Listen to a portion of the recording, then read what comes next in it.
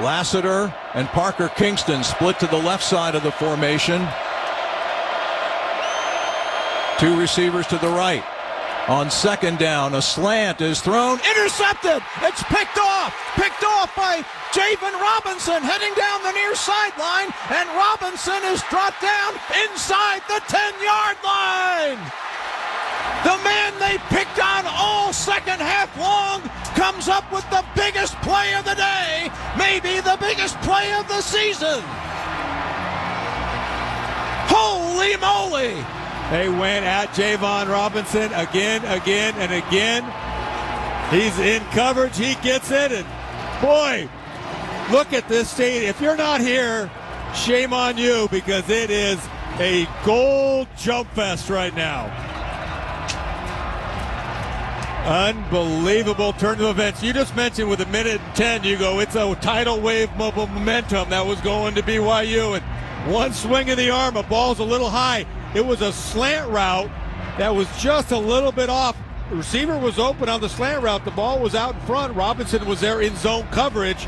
He's that defensive right corner, and he gets it, and he gets vindication. That is Javen Robinson's second interception of the season. It is the second of the day by the Sun Devil defense. 1:04 remaining. How will the Devils approach it? Will they take a knee or try to get a clinching touchdown? They aren't going to go into victory formation, not yet. They'll give it to Scadaboo. Scadaboo around the left corner, and he is tackled out of bounds. No, he's inbounds. Or inbounds, I should say, at the 4-yard line after a short gain. And now Kalani Sitake has to take his second timeout. BYU has called their second charge timeout at 58 seconds of the fourth quarter. Yes. Scat just that time gave a handful of strength right to Marquis Collins. Just gave him a wicked stiff arm, and then Scat got down inbounds for a 2-yard gain. Also got a score coming out of Kansas, Tim. CU 21, Kansas Jayhawks, Rock Chalk 37, 16-point lead for Kansas. Boy, are things getting mighty interesting right about now, huh? 4:10 left in the fourth. Wow. ASU's going to go undefeated the Sun Devils at home this season. Have the potential, if they can close this out, will go undefeated at home. And doing the quick math, that's going to put them, I think, into a tie for first place in the league. BYU, if this result stands, will have its second conference loss. ASU will move to 6-2 in the Big 12, and Colorado will fall to 6-2. And if Iowa State wins later, they'll fall into that same group. Second and goal at the 3. Levitt rolling to his right, now spinning back to his left, circles back to his right, and he's dropped all the way back at the 28-yard line. And a timeout is called by BYU, but it's their last timeout. It stops the clock with 51 seconds remaining. BYU has called their third and final charge timeout of the game at 52 seconds in the fourth quarter. Obviously, the intent there for Levitt was to use up as much clock as he could, but he lost a whole chunk of yardage. Yeah, I like that play they did a couple weeks ago where they threw it up in the air. But, you know, you worry that too, right? Because ball slips out of your hands or you get hit. Trust Kenny. Trust Coach. He's already done the math. He's already thought through this situation. 52 on it. This should work, though, because there's 52 seconds left. And the Sun Devils, again, will probably try to use as much time as they can on this play, and then BYU will be unable to stop the clock. So we've seen some pretty creative ways to let the final seconds of regulation expire in some of these games, but what a moment for Javen Robinson after BYU picked on him all day long for him to come up with that big play. 3rd and a mile. 3rd and 29 as again Levitt will drop back and then go down at the 40-yard line. Right now the bus is stuck in reverse, but now with the play clock starting, there is about a 7-second differential between the game clock and the play clock. So the Devils could take this all the way down to around 7 seconds left in the game, and then maybe snap it on 4th down and just have Sam throw one high into the air incomplete. Yeah, that would be what I would think you do. I don't think you certainly don't risk a punt in this situation, right? Oh, absolutely not. 12 seconds in the game, 11, 10, 9, 8, 7, and now the play clock has expired. And I think they throw a penalty flag. 4 seconds showing on the clock. I think it should be 7 seconds. 7 seconds, right? Yeah. We'll get a call from the official here. Delay of game. Offense. That delay of game occurred at 7 seconds. Please reset the game clock to 7. 5-yard penalty. It's 4th down. So basically it's fourth and goal at about the 44-yard line of BYU.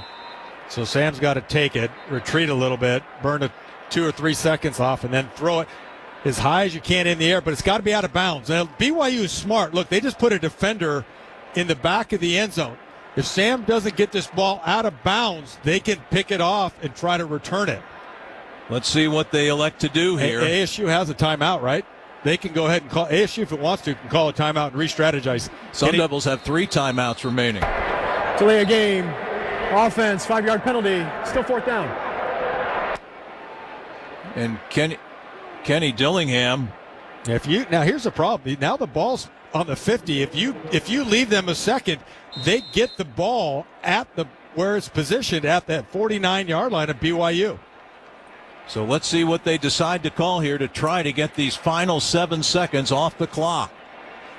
On 4th down, Levitt drops back, and he just heaves it straight up into the air. 3, 2, 1, and the ball lands out of bounds, and time has expired. Previous play. They're going to look at this. Review. Oh, my Previous goodness. play is under further They've review. already started bringing the goalpost down, and the officials say they're going to look at the previous play. And fans are starting to storm the field. Tim, Good luck with this. Good luck with this. They're going to get a second. I think they're going to get a second. I'll tell you, is there a penalty for storming the field? If there's a penalty for storming the field, they get the ball at the 50 with time. This could be really bad.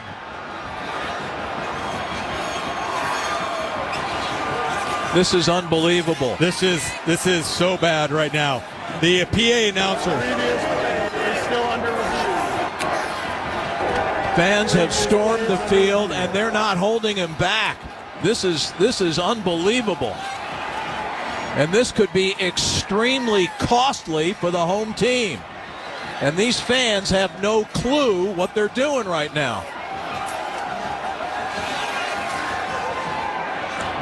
I'll tell you, our fans, we're missing it. The PA announcer needs to say something, and we got to make sure that we don't get this could be horrible. This is awful.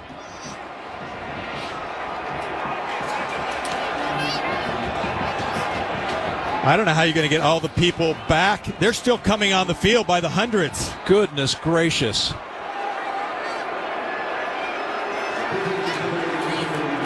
Now they finally get an announcement over the PA.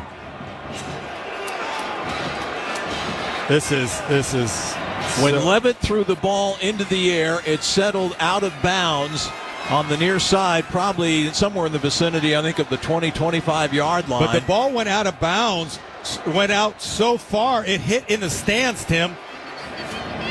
1 second on the clock is what they're showing on College on ESPN. They're going to get the ball with 1 second, Tim.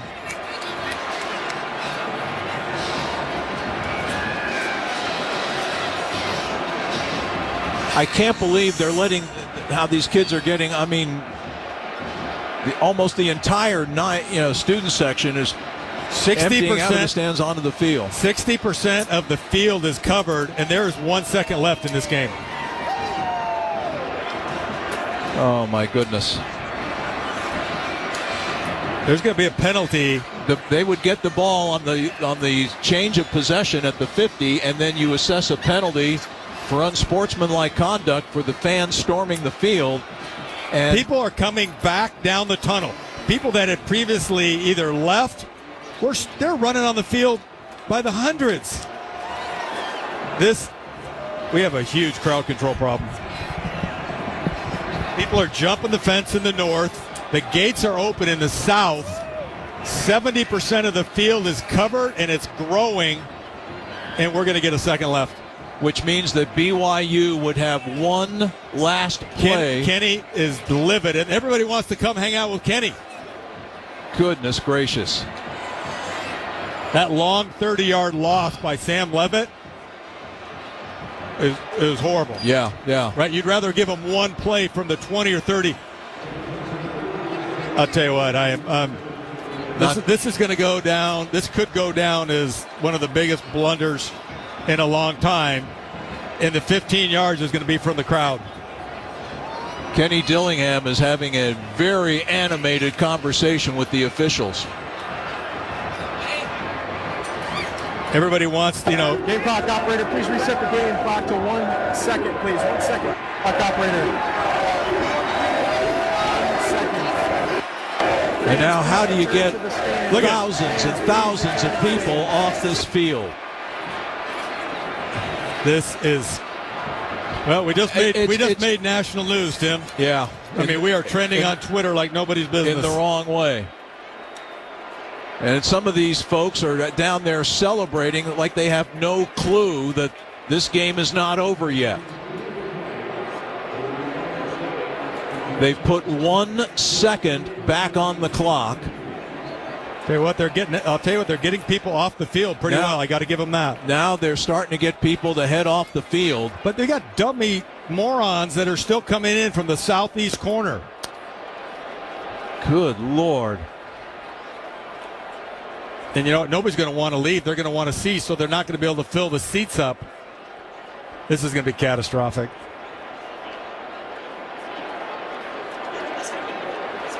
Not to mention the situation that whenever fans storm the field like this, the possibility of people could get hurt. But folks are starting to walk toward the areas where they can get back into the stands. And this is a nightmare. No, problem is everybody's walking to the corner of the end zone. Nobody's leaving. They got to get them up the ramp.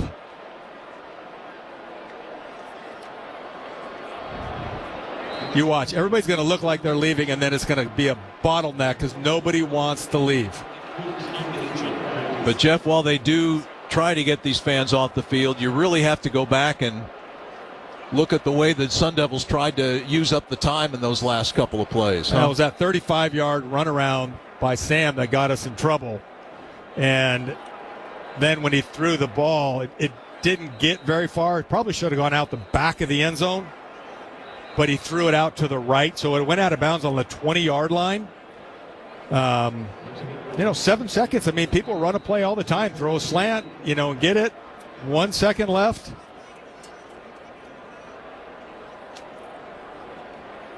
They are trying to get the field cleared, but as Jeff indicated, the fans are there's like a moron with his shirt off, waving it around. Security had to just arrest him, throw him out. Golly. After review, there's 1 second left on the game clock. BYU will take over 1st and 10 at the 49-yard line. I can't believe they're not calling a penalty on us. The Sun Devils are really fortunate about that. So I think they're still going to be. I think there's still going to be one. How do you not get an unsportsmanlike on your crowd? Nobody's leaving the field, right? There are people. A lot of the fans are gathered and congregated in the Sun Devils bench area. This is a chaotic scene here at Mountain America Stadium at the end of what has been a terrific college football game here. You can't run a play if there are people still on the field. As much as you'd like to say, hey, the 20-yard line, as long as we can clear them to the 20, I've never seen a field, 100% of the field not covered or be able to play. You got trash, you got litter. Oh, man. Kalani Sitake's going to talk, and he's going to know the rules, and it's going to get.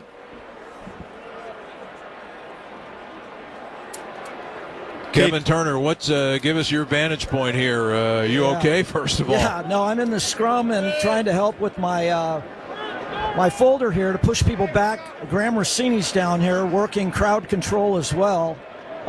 They're yelling names, personnel names, and we can't find certain players. There's Clayton Smith. They were yelling for him. Here he comes. And now I think they're looking for one more. And KT, as you can tell, I mean, the fans that have left the field are still gathered in mass along the near sideline, up and down the near sideline behind the Sun Devil bench. And they are fans are covering the entire south end zone. Nobody wants to leave, and they don't want to go up the ramp in the south end zone. So from the 5-yard line, basically the entire south end zone from the 5-yard line to the stands is full of people. This is almost Stanford band material, the Cal Stanford game of 1982. Yeah, I was down here reporting to players. There's 1 second left. They're taking selfies. They're hugging girlfriends. They're kissing moms. They're kissing babies. I said, guys, there's 1 second left. Let's talk through a couple of things. A penalty, if they throw it and they get a pass interference penalty or any kind of penalty, gives them another shot. The game cannot end on a penalty. The pylons have been removed, and it looks like, and they're going to have to bring new pylons out and place them at least in the north end zone. That's the end zone in the direction of the field in which BYU is headed. But I don't see how they can run a play in this game while you still have thousands of fans still on the perimeter of the gridiron itself, the playing field.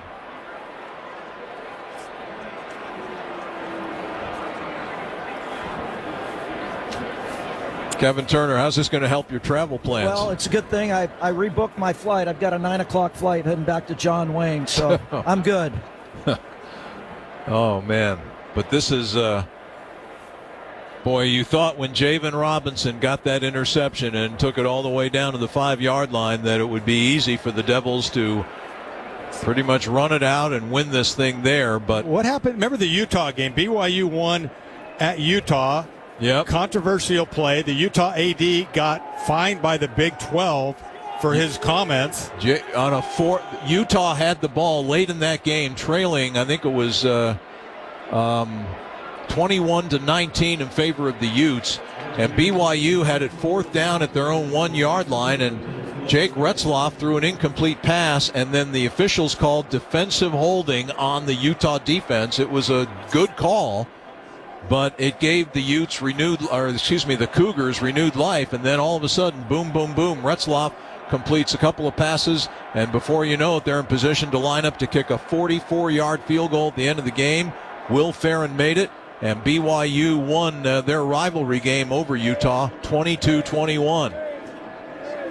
And boy, you have nightmares of something similar happening here, the way this thing has ensued and unfolded.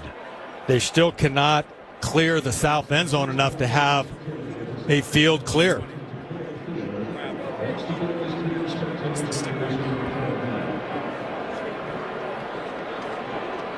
Kevin, you have an update for us? Yeah, I'm just looking at Sam Levitt. He's talking to the white hat. He's got the line judge, the side judge.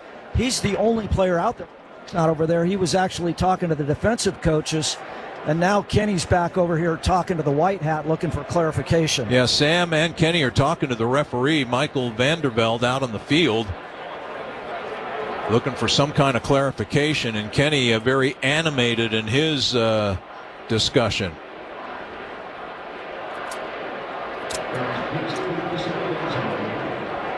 I wonder if they're calling the ball out of bounds when the ball went out. I don't know. Kenny, the motion Kenny is making in his discussion, he keeps pointing down to the ground. I wonder if he's trying to maintain that the clock should not stop until the ball, in other words, Sam Levitt's last pass, hits the ground instead of where it goes out of bounds. Now they're running. Is that Bourget running into the crowd? Trenton Bourget is actually running down to get athletic director Graham Rossini, and Graham Rossini is coming onto the field, jogging upfield to take part in a conversation, it looks like, with Kenny Dillingham and the game officials here. I wonder if it is a situation where so they're arguing when the clock stopped relative to the ball being either A, out of bounds, or into the stands. Kenny has been extremely animated / agitated in his conversations here. And I'll tell you, the officials have been fairly gracious because they you don't want a sportsmanlike or. Well, I've never had an ending like this, Tim, and we've done a lot of years together. I don't know where he put it. Yeah, this is an all-timer, Rapper, for sure. And Kevin Turner, let's go down to you. Went into the scrum here. The official, the white hat, is explaining the ball went out of bounds. There was 1 second left on the clock. He said, Kenny, I'm telling you, there was 1 second left on the clock. He's clarifying that. But Kenny's saying he wanted it, but when it hit the stands, there was no time. So I think they're calling it when it went out of bounds. The ball right now is at the 49 of BYU, which was where the line of scrimmage was on the Sun Devils' 4th down play. A 4th and goal from the 49. Okay, but and do not rough the passer, please. Right? Don't. If you get a chance to hit him with the ball in his hand, hit it. Otherwise, no self-inflicted wounds. Well, they have cleared the fans. They are lining the edges of the field pretty much all the way around except for the BYU bench area. I'd find number 5, right? Here we go. So this is going to be Hail Mary time. Got Keenan Hills, the tight end receiver. He's lined up on the left side.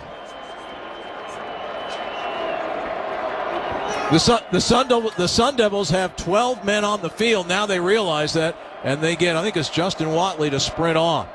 So there will be one last play from the 49-yard line. The Sun Devils have 3 defenders in the end zone, 5 others lined up at the ASU 30. So here we go as Retzlaff will head back, steps up, scrambles, being chased, and he throws it upfield, up for grabs, and the ball is caught, but at the 2-yard line, or is it incomplete? I think Chase Roberts caught it, but short of the goal line, and now the fans can storm the field